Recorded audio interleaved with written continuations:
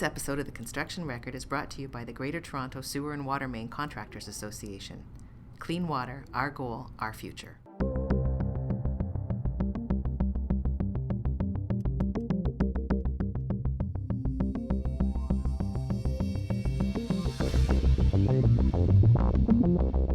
Hello, everybody. Welcome once again to another edition of the Construction Record. I am Russell Hixson, staff writer at the Journal of Commerce, and joined virtually by Vince Versace, national managing editor of the Daily Commercial News and Journal of Commerce.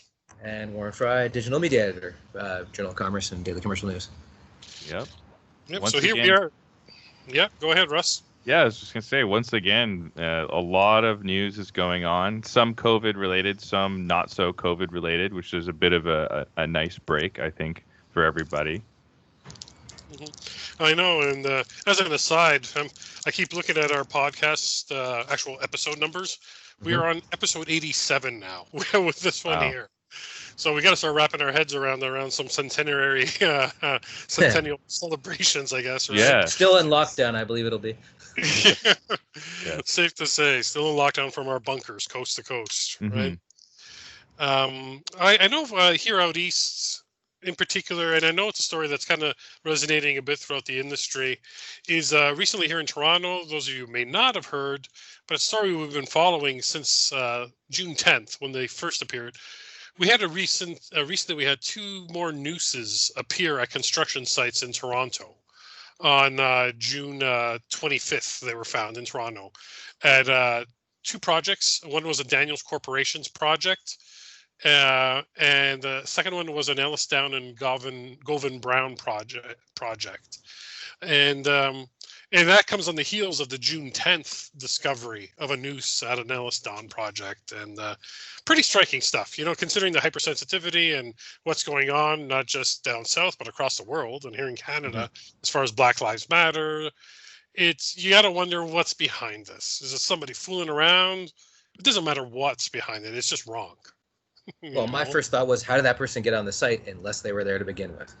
So right. I don't know that. That's just me guessing things, but it strikes me as construction sites aren't that easy to get onto. No, they're not. And these are union sites. They're union shop sites, which, you know what I mean? You think about unions and the brotherhood and, everybody's together, is a single cause. And it's like, well, okay, if it's somebody that's already on the site that's within these union subtrades, it shows that type of social disconnect, right? That's if that's true. We don't know that. We don't know, right? Well, we don't know. And the thing is, safe to say, it's like the companies that are involved took it very seriously. They reached out to Toronto Police. Toronto Police Services have been investigating all three incidences as hate crimes. There hasn't been much of an update as the reporters keep checking in on it to see what's going on. We know internally Ellis Don has hired an private investigator, to look at the issue. Everyone involved, from the carpenters to the other unions involved to the owners, have all made these really legitimate, and I believe them, knowing some of these people involved, strong stances. How this is a deplorable act against the Black community. It's unacceptable. There's zero tolerance for this type of racism and prejudice on our sites.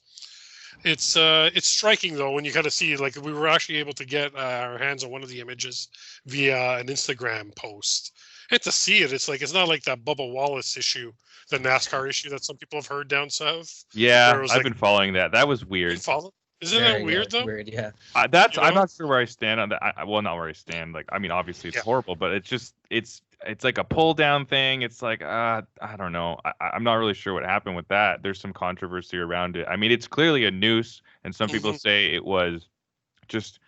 But it's still weird to tie a pull down thing for a door like that. But anyways, yeah, I don't. There's so many weird things about these Canadian job site noose things. When there was one, I was like, oh, it's horrible, it's weird, but maybe it's just a really isolated thing. And when I heard about several others popping up, I'm like, well, not only are these more incidents popping up, they're on different job sites with different companies. That seems coordinated. Is there coordinated. some sort of weird coordination, or is it inspired by? There's so many questions about this that are disturbing and bizarre.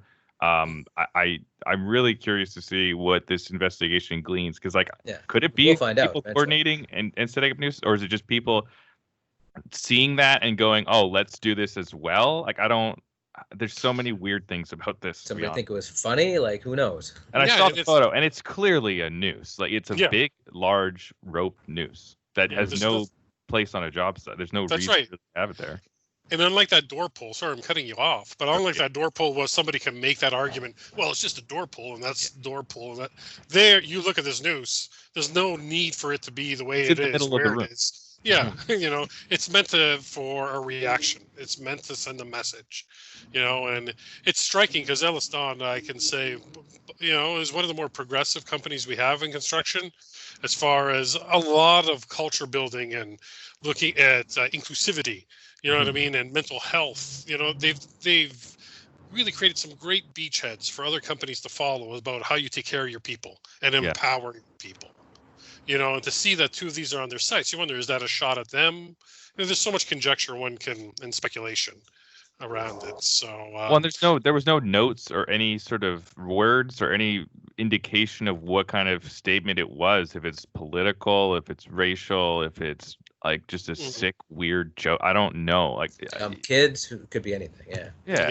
Who knows? And there's no like context for. I mean, the only context is just like racial history of that being, clearly. And I don't mean to downplay it. I'm just coming up with ideas here. Yeah. Well, yeah. I mean, could very well be what it looks like. So. When someone leaves no note or any sort of indication of what kind of messages they're sending, I mean, there's so many questions about this. It's so weird. It is. I really hope that the investigation doesn't leave us hanging, because I really would like to know what happened. No, I know. And it's interesting because you hear all the things that were done. We've heard some of this off the record too, about the, basically the toolbox chats that were had on site after these incidents, like the unions making their members accountable in these talks. Like, look, we will not tolerate this. You know what I mean? Turn the person over, give us a lead. You know what I mean? Like, we want to get to the bottom of it, because it's an eyesore for everybody involved, right? And it's interesting. We got some feedback from a community group, some members from the community that live in the area around one of the projects. Because I don't know if you saw in the news, members from the community started putting up supportive posters on the project hoarding around these sites, saying, they stand with the workers on the sites, supporting them. And it was interesting. We got some feedback on one of our stories was, like, we appreciate your story for what you did, but we were putting up all those posters in support of the workers, and we didn't hear from the workers about what they think in the story. Now, that's the tough part, is in trying to get some of that first person accountability, like we do in a lot of different stories. Sometimes guys don't want to talk, you know what I mean, to us in the media, right? Because they think it might jeopardize their standing within the union, on the project, whatnot. But it is a challenge that we've put out to ourselves on the DCN team to see if we can get a bit more of that on the ground perspective on what the news of this has meant to some of the black workers that we know of, especially in the Carpenters Union, because we did do a series around minorities that were in the Carpenters Union just over a year ago. I'd like to revisit with some of those folks. What do they think when they hear about this? You know what I mean? I don't want to make the assumption simply as, well, they must think it's bad, but what does it really impact them from an emotional point of view, right? Yeah, nobody can speak for them but them. So yeah, exactly. So I think that's incumbent on us as a team to kind of gather that a bit more, and we'll be doing that over the last little bit. And I'll just put this out there as a kind of just as a way just to help the community. If anybody has any information on any of these incidents and you happen to be listening to this podcast, you know, this is an appeal from the industry and us as the newspaper of record and the podcast of record for this industry. Give a call to 55 Division in Toronto. The phone number is 416-808-5500, or Crime Stoppers, where you can remain anonymous. Like, if you know anything, like, share it. Because this is, like, we love this industry, even those of us who cover it. And it's disconcerting to see that type of hate imagery kind of put out, right? So, but with that, that's kind of the biggest thing in the appeal that I have going from my end here. So, all right, Russ, what you got going on? Yeah, I got a few things going on. I mean, everyone I think has their eyes kind of trained on the economy and how things are going to go. And I recently saw Statistics Canada put out some numbers about how kind of investment in construction has been taking some historic plummets. And so I thought I'd give a call to our economist who works at our parent company, ConstructConnect, Alex Carrick, to kind of get his thoughts on this. And he's not particularly positive. I mean, it's really difficult. I think he did mention that like a lot of economists are kind of nervous about giving many predictions right now because there's so much uncertainty.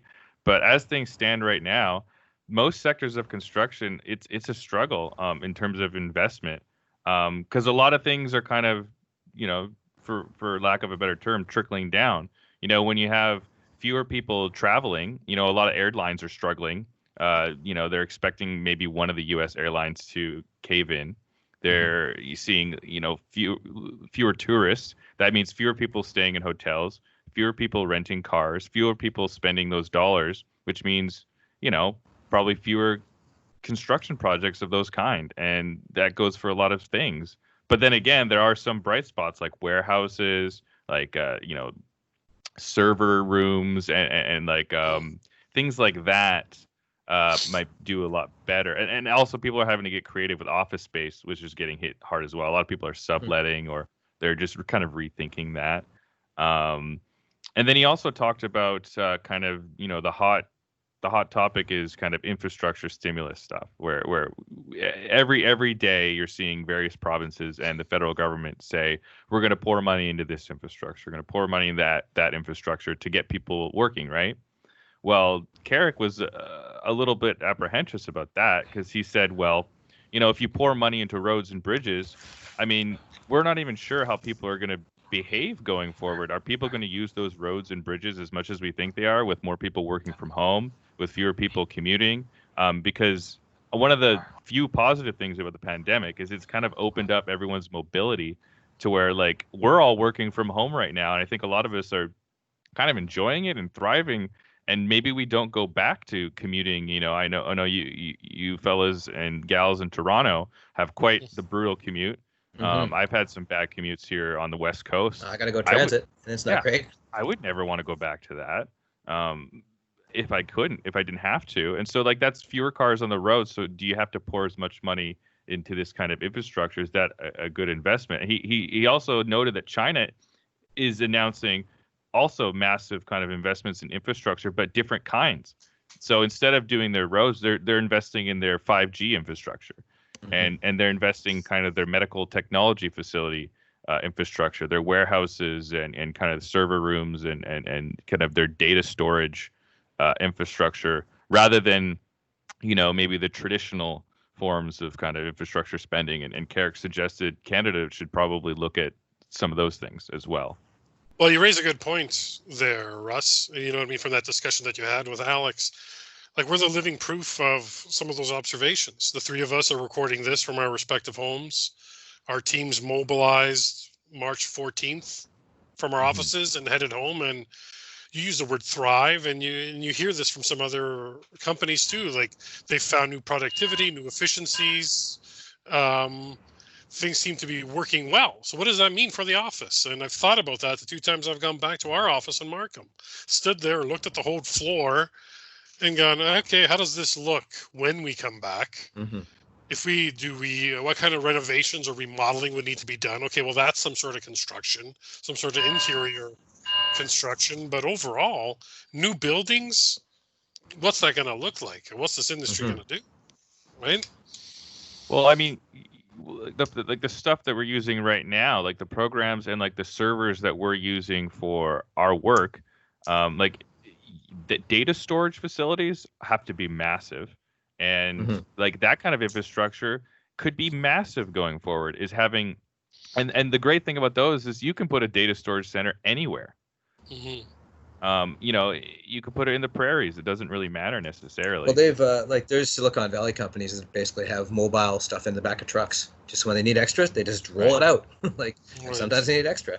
So like the infrastructure to facilitate like kind of digital connection where people are doing meetings online or they're connecting to, their company servers to do work.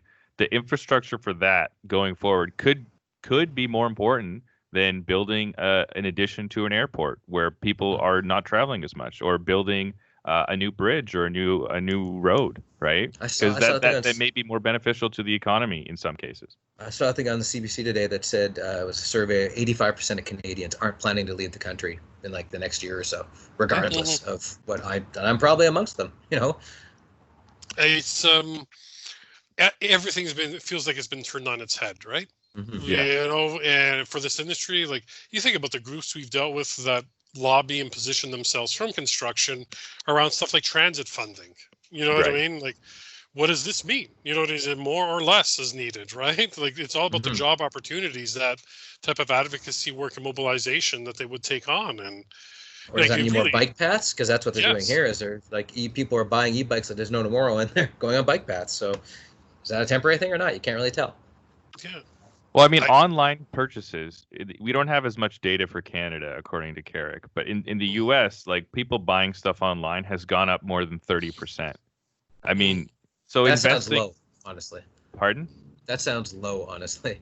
I mean, but I'm sure there's similar numbers. That's still big. I mean, and people already shopped online a lot as it is. So, like, I'm sure that's similar things are happening in Canada. Like, what sort of infrastructure would need to accommodate like that going forward, and more of that warehouse, or I don't know. So like that's the kind of stuff that I think people need to be thinking, rather than kind of more traditional forms of like infrastructure. I mean, obviously there's like the Patella Bridge, for example, in Surrey. That thing's so old, and it's getting to the point where it's not safe. Same with like maybe the Massey Tunnel replaced. That's not up to seismic code. Like stuff like that, of course. You know, can be dangerous going forward. But I mean, you know, do we need more airport infrastructure at YVR, or you know? Well, you might for cargo if it's more people shopping online. Exactly. Maybe you don't expand kind of passenger and kind of guest space, and you do more of that, right? I don't know. But these are the conversations that people need to be thinking about, I think. It's funny you mentioned the airports. I'm not even trying to pivot. I hate using that word, but pivot, you know what I mean? Change topics, right? Yeah, you know, between, what is it, runways and pivoting, and let's tack over to this one. Yeah. Actually, one of the future guests that we're going to have on the podcast is a feature interview that I'm working on right now, dealing with the PR agency. They've actually approached us as this gentleman by the name of Luis Vidal. He's an architect, world-renowned architect. He's designed London Heathrow, Zaragoza Airport in Spain, Pittsburgh International, Boston Logan, Dallas Fort Worth. I'm looking at the list. Oh, wow. Anyways, I called this up because you were bringing up a good point from your conversation with Alec, and I'm going to want to talk to him about the cargo and the things like you mentioned, Warren. Like he's approached us because he wants to talk about what does the airport of the future look like post COVID-19. As far from a design point of view, and kind of like the talking points we've been bouncing back and forth with this team and us and myself is, you know, design for silent new technology and applications that adhere to public health, you know what I mean, and public health concerns, planning spaces for maximum flexibility. So because are we introducing new social norms with some of this stuff around the physical distancing and how we interact, right? Well, and also we spent the last 20 years making airports the most secure places you can think of. Yeah. How do those two things intersect? Does that add to it, or does that subtract to it? You know, like there's all these things you got to consider, and I'm sure he has. Yeah, well, exactly. And it looks at that sustainability remaining critical, incorporating culture and light to reduce stress, because now there's a whole new level of stress that kind of goes with travel, most likely. And there already was. Right? Yeah, and there already was. And like I think there's this from my trips out there to the Journal of Commerce. I remember that I forget the number of the gate, but there's this one particular gate there, YVR, right? And it's one of the worst gates in the I know which one you're airport. Yeah, it's the one that goes to Edmonton. It's just this. It's out of nowhere. It's like just sort of off in its own little peninsula. And there's this like a restaurant beside it, a bar, right? That cuts off all the lineup, so you're basically cheek to jowl with everybody in that corner. And I've thought about that gate at times, going, how does one line up there in the post-COVID-19 That's right. era? It's cargo. That's my big plan. Right. You know, how does that work? So that's interesting. I'm glad you guys did that. I think that's an ongoing story that we cover. You know, that we'll have no choice but to cover is like what actually happens around construction spending in this economy, in North America. You know, so, and it comes down like how do we innovate out of it? You know, and like innovation is one of those things. Like to find a segue here, but Warren, you know, you talked to Mallory Brody. co-founder did. of Bridget, right? Yep, I did. And what she talked about was about the various offerings they have. They were one of the first out of the gate, if not the first out of the gate, to have sort of mobile-first construction management software. So you go on the site, and a lot of stuff was desktop-bound before they did it. And I actually asked her, okay, well, that's great, but you guys, there's other big players doing the same thing now. She's like, yes, that's true. But she also pointed out that it's not competitive is not the right way to put it, but they have all kind of addressed, okay, we're good at this, you're good at that, let's concentrate on those things. And it's more about integration of these tools than it is about sort of fighting back and forth and staying in the silos, which these tools were designed to fight in the first place, which is what construction is notorious for, right? She was also talking about it because I asked her about how does COVID-19 work, and you'll hear it on the recording, there's birds in the background from her end because she's working from home, same as me. And so she was saying that one thing they're doing with their new forecasting tool is when stuff like this happens, people can sort of customize fields in their application, so they can say, okay, COVID affected this, that, and the other thing. How can we account for that in our forecasts? And do we need more people because of this, or do we need less people because of this? It really depends on what part of the field you're in. So, but all those things are stuff she covered in the on top of which this is more another example of using technology in this industry to sort of address COVID and all these other changes that are coming up. All right. Well, it's cool. It's going to be a good interview. I look forward to it. Talk about the Bridget story has been an interesting one. We were covering it from a DCN point of view years ago, right? When they first broke ground. And it's one of those construction startups, that really kind of took the industry. I'm using, a metaphor, but took it by storm, right? Really surprised them. It's like their offering was something that was needed and didn't exist. And they've really built and partnered into quite the entity. So look forward to hearing that interview for sure. Okay, well, without any further ado, we could roll into it right now. The Construction Record is brought to you by the BC Construction Safety Alliance. Hello, everybody. I'm here with Mallory Brody, the CEO and co-founder of Bridget. And I guess I'd start with how was Bridget founded, and what need or missing piece of the construction industry was it intended to serve? Because it's a technology company, but it sort of, from what I gather, it addresses construction management. That's correct. So Bridget was started in 2013, and it was my business partner, Lauren, and I that founded the company. And it was really off the back of both of our families being involved in the construction industry. So I had family that was in the demolition business in Ottawa in Canada, and her family had a subcontracting company in Winnipeg in Canada. And that really inspired Lauren to go and do her degree in civil engineering. And she actually worked on sites in 13 states across the US.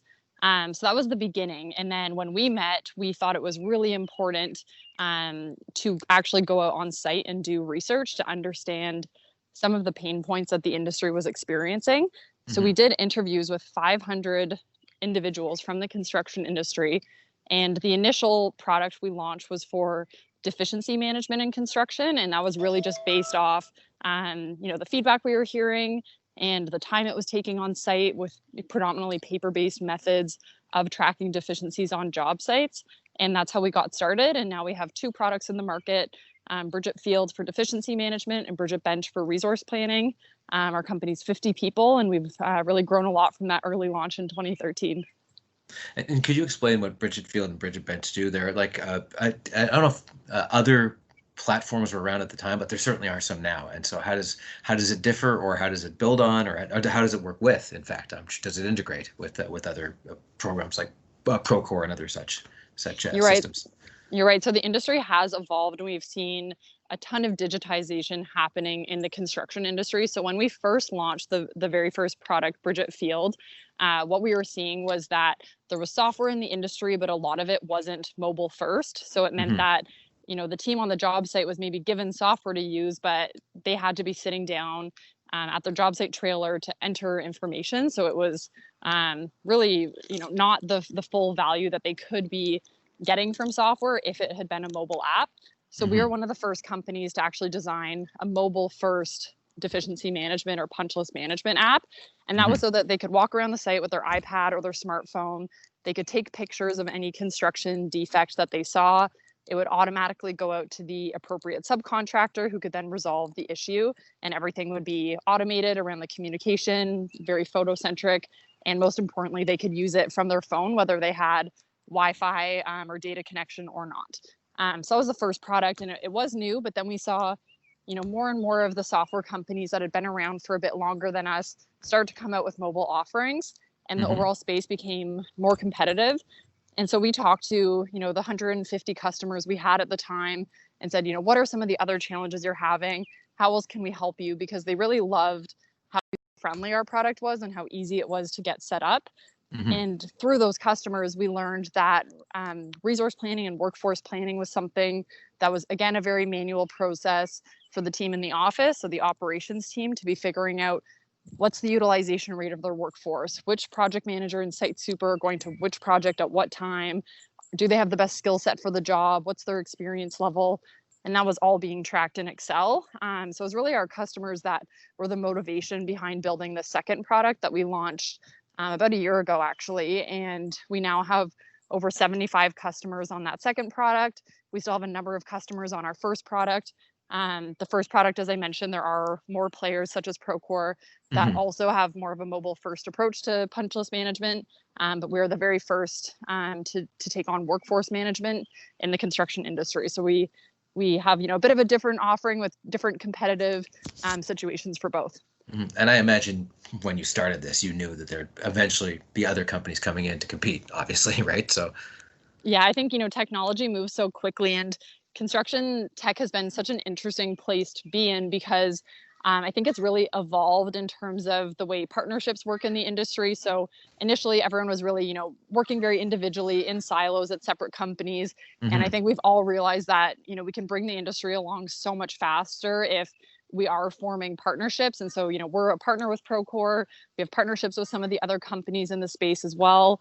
And ultimately, it's better if we can all, focus on certain areas and be the absolute best and really deliver on a great customer experience for, the specific products we currently offer. And it's okay for other companies to do some things that you don't do, just to try and eliminate the overlap. So yeah, we've had, an excellent experience working with some different partners, and I think it will ultimately allow the construction industry to innovate and move that much faster, and go through this digital transformation process that much faster if we're all working together. And how does this program scale? Like, because there are a lot of big companies, but there are also a lot of very small 2-3 man or 1 man companies. How does a smaller company or a bigger company, is it more adaptable for both, I guess is what I'm asking. Yeah, so we have customers on our Bridget Bench product that are 30-person companies, and then we also have companies that have 10,000 employees across North America. So we are currently working with companies of all sizes. I would say the biggest difference is around the pain point that they're trying to solve. So often the 30-person companies, they're owner operated. It's, a business owner that's wearing 5 different hats. They have to be jumping around to, different meetings and different priorities that they have. So they're really looking to make themselves be as efficient as possible. And if we can make their workforce planning process more efficient, then that buys them back hours in the day, and they are all on board with that. Whereas some of the larger companies, what they're really trying to do is across their workforce, they don't have key performance indicators and metrics that are easy for them to track for so many individuals in their company. So they're more interested in the reporting functionality and the analytics functionality within our product, as opposed to just the time savings piece. And speaking of analytics, this forecasting module you have, how does that work and whose needs does it address? Yeah, so right now, we're really trying to support the needs of the operations teams at construction companies, at the larger companies, and as I mentioned, the owner-operators at the smaller companies. And what is really difficult to do in Excel is visualize what projects you have starting in the future and what people will be available to take on the work of those future projects. So we have a number of visualizations that help understand what those gaps are, and help you better predict, will you need to actually take on more projects and maybe should be going after more project pursuits because you have the team to accommodate, or do you not have enough people and you actually need to be hiring more individuals to support the projects that you've won. So rather than them having to kind of spend hours in their spreadsheet or hours trying to put together some sort of visualization that's easy for their team to understand, we do that all for them at once to allow them to plan 6, 12, 18 months in the future. And that brings me to my next question. Obviously, COVID-19 has disrupted everything. And in fact, it means people are working from home. I can hear birds in the background, so I'm assuming you're in the same boat I am as everybody else is working from home. So how is the tool set adapted to COVID-19, or does it ease the transition into a post-COVID-19 world, or other such challenges we're going to have in the future?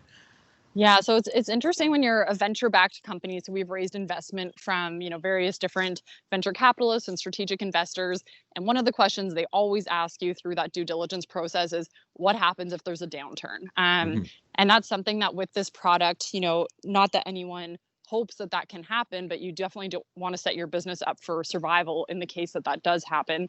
And as we've seen COVID start to impact the world and our industry specifically, what we essentially predicted around, how construction companies would adapt has very much come true in terms of how people and our customers are using our product.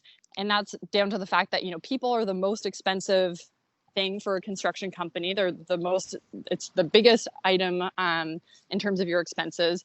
And you want to make sure that you're being as efficient as possible when planning your resources, when there's maybe not as many projects, and you need to operate in a very lean way as a business. So we feel like our product, and we've seen our product provide those metrics and, again, that forecasting ability, so our customers feel really confident in understanding what their workforce plan needs to be to get through the very dynamic planning process that they're all in right now, and they're needing to be agile, and having the metrics to support that, I think, is incredibly valuable for them, whether the industry is really booming or whether they're having to downsize their teams, and that's sort of an unfortunate circumstance.